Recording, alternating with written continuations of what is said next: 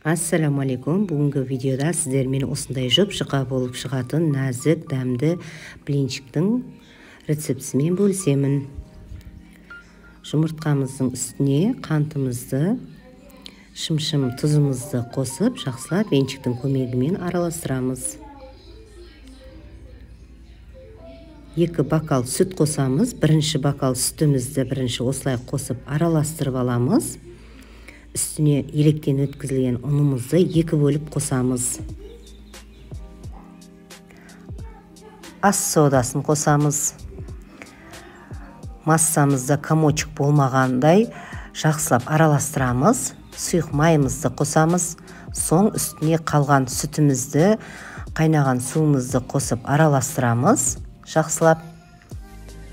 Аз массаға ұнымыз жақсылап бірігеді және комочек болмайды. Осылай жасап көріңіздер. Және барлық массаны араластырып болған соң жарты сағатқа қалдырамыз. Сонда біздің блинчиктарымыз пісірген кезде жыртылып кетпейді.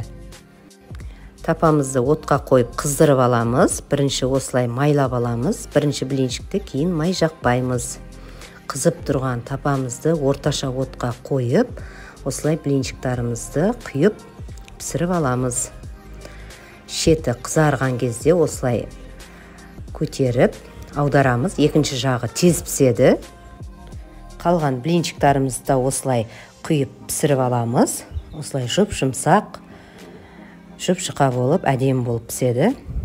Баршаңызға ас болсын, жасап көріңіздер.